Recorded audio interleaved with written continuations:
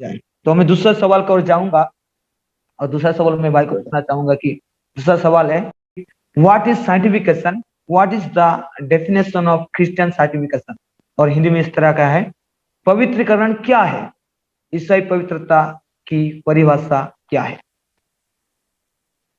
Okay, thank you so much brother. तो इससे पहले कि हम सवाल के जवाब में जाए, मैं सभी दर्शकों से कहना चाहता हूं, जो भी वीडियोस को देख रहे हैं, व्यूवर्स को, कि प्लीज इस चैनल को सब्सक्राइब जरूर कीजिए इसी तरह के और हेल्पफुल वीडियोस को देखने के लिए। और हाँ, ये बात बहुत ही जरूरी है कि प्लीज इस वीडियो को जरूर शेयर कीजिए बहुत से हमारे लोगों तक, क्योंकि इस वीडियो में हम परमेश्वर के बहुत ही कुछ गहरे भेदों को समझने और सीखने वाले हैं।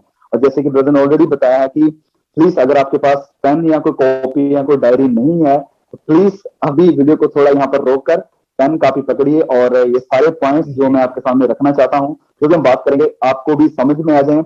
आप इन सारे पॉइंट्स को जरूर लिखिए। सारी बात तो आप नहीं लिख सकेंगे, लेकिन जो मेन पॉइंट्स हम आपके सामने रखेंगे प्लीज उनको जरूर नोट कीजिए, कि आगे फ्यूचर में आपके भी काफी हेल्पफुल होंगे।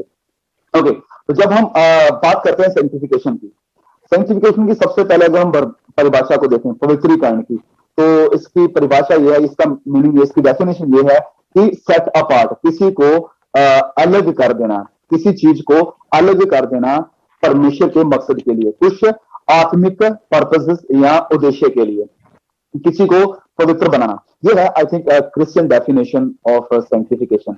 तो इससे पहले कि हम साइंटिफिकेशन के बारे में और ज्यादा आगे डिटेल में जाएं, मैं तीन चीजें आपके सामने बताना चाहता हूं जो कि बहुत ही जरूरी है। प्लीज इन बातों को ध्यान से सुनिए। ये कुछ डेफिनेशंस हैं जो हम मसीहों को, जो कि बाइबल कॉलेज तक नहीं जा पाते हैं, तो मैं उनके लिए बताना चाहता हूं कि प्लीज इन बातों को नोट जरूर कर लीजिएगा। ये तीन स्टेप्स होते हैं हमारी मसीही जिंदगी में, क्रिश्चियन लाइफ में। सबसे पहले है जस्टिफिकेशन। अब ये जस्टिफिकेशन क्या है? वो है धर्मी सिद्ध होना। तो ये तीन स्टेप है, जस्टिफिकेशन, सैंक्टिफिकेशन और तीसरा है ग्लोरिफिकेशन। तो जस्टिफिकेशन है धर्मी सिद्ध होना, मतलब कि एक गुनहगार को, एक पापी को परमेश्वर पवित्र बना देते हैं, उसे धर्मी बना देते हैं, उसे पवित्र यानी धर्मी डिक्लेयर कर देते हैं। किसके द्वारा? प्रभु यीशु मसीह के द्वारा, उसकी क्रूस के द्वारा, उसके लहू के द्वारा। जैसे कि हम वचन में देखते हैं रोमियो अध्याय 5 वचन 8 और 9 में, यहां पर लिखा है कि परंतु परमेश्वर हम पर अपने प्रेम की भलाई इस रीति से प्रकट करता है कि जब हम पापी ही थे, जब हम पापी ही थे तभी मसीही हमारे लिए मरा। वचन 9 में लिखा है, तो जबकि हम अब उसके लहू के कारण धर्मी ठहरे हैं। तो ये वचन कह रहा है कि जब हम पापी ही थे, मसीह हमारे लिए मरा और उसके लहू के कारण हम धर्मी ठहरे हैं। तो ये है जस्टिफिकेशन, कि हम फ्रीली उसके लहू के द्वारा धर्मी ठहरते हैं। और दूसरा स्टेप है सैंक्टिफिकेशन। सैंक्टिफिकेशन मतलब जब हम धर्मी ठहर चुके हैं तो तभी से परमेश्वर इंसान के और विश्वासियों के मन को, उनकी सोचों को, इच्छाओं को और स्वभाव को बदलना शुरू कर देते हैं, और ये होता है सैंक्टिफिकेशन। और तीसरा है ग्लोरिफिकेशन। ग्लोरिफिकेशन यानी कि जब फाइनली अंत में कयामत के दिन आखिर में जब हम हवा में प्रभु के साथ उठा लिए जाएंगे, तो ये होगा हमारा ग्लोरिफिकेशन, यानी हम महिमा में प्रभु के साथ उठा लिए जाएंगे। ओके, तो हमारा ये जो सैंक्टिफिकेशन है, पवित्रीकरण है, ये कब होता है? वेल, ये बहुत ही डिबेटेबल एक टॉपिक है। बहुत से जो थियोलॉजियन हैं, जो क्रिश्चियन प्रचारक हैं, इसके ऊपर फंसे हुए हैं या इसके ऊपर सहमत नहीं है कि ये कब होता है, कब होता है। लेकिन जहां तक मैं इसे समझता हूं, मेरे हिसाब से ये सैंक्टिफिकेशन है, पवित्रीकरण है, ये दो तरह का है। सबसे पहले है पोजिशनल सैंक्टिफिकेशन। अब पोजिशनल सैंक्टिफिकेशन, और दूसरा है प्रैक्टिकल। प्रैक्टिकल यानी प्रोग्रेसिव सैंक्टिफिकेशन। तो ये पोजिशनल सैंक्टिफिकेशन क्या है कि जब हम परमेश्वर के सामने धर्मी ठहर जाते हैं, जब परमेश्वर हमें धर्मी ठहरा देते हैं, जब हम उद्धार पा लेते हैं, तो उसी वक्त, उसी समय जब हम अपने गुनाहों से पश्चाताप करते हैं, जब हम प्रभु यीशु के ऊपर विश्वास करते हैं, तो उसी समय परमेश्वर हमें पवित्र बना देते हैं। मतलब कि अब हम परमेश्वर की नजरों में गुनहगार नहीं रहते हैं, हम पवित्र हो जाते हैं। और ये पवित्रता हमारी नहीं होती है, प्रभु यीशु की क्रूस और उसके लहू के द्वारा हम पवित्र ठहरते हैं। और इसके लिए भी बहुत से बाइबल के वचन है जो इस पॉइंट को सपोर्ट करते हैं, पोजिशनल साइंटिफिकेशन को। जैसे कि मैं आपके लिए पढ़ना चाहूंगा रोमियो अध्याय 6 और वचन 6।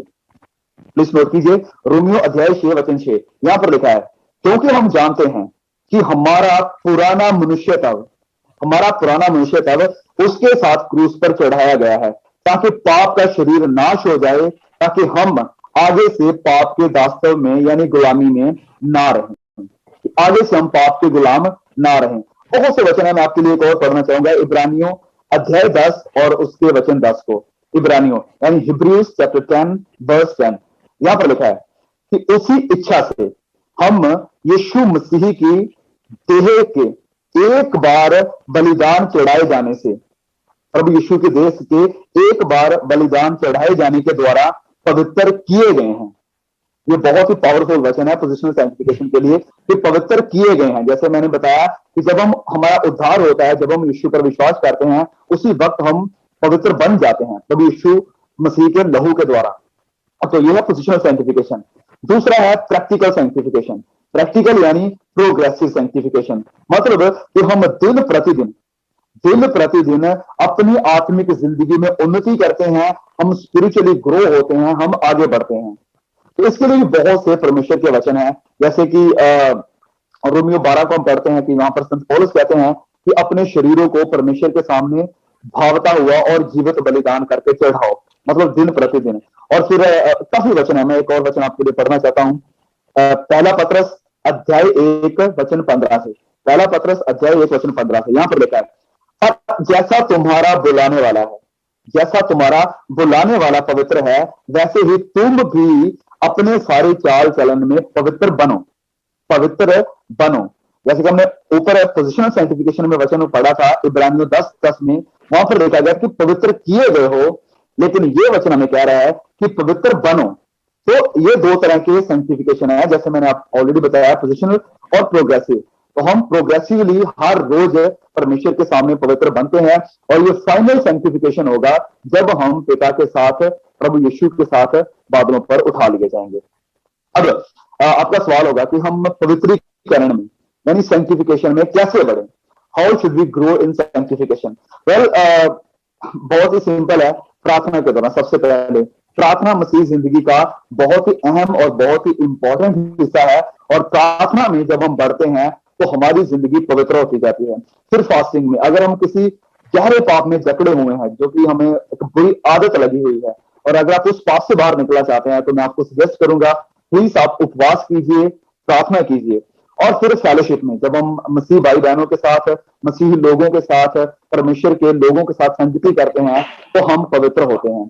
और चौथी बात है परमेश्वर के वचनों को पढ़ के।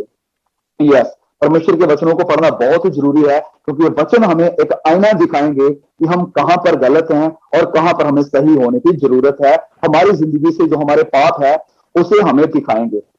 तो जैसे प्रभु यीशु भी कहते हैं यूहन्ना अध्याय 17 वचन 17 में कि सत्य के द्वारा उन्हें पवित्र कर, क्योंकि तेरा वचन पवित्र है।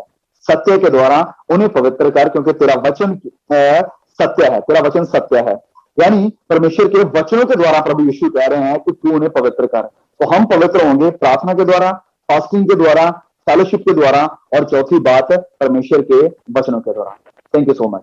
यस, बहुत ही बढ़िया ब्रदर, बहुत ही डिबेटेबल टॉपिक को आप इतना इजी तरीके से हमको बताया है।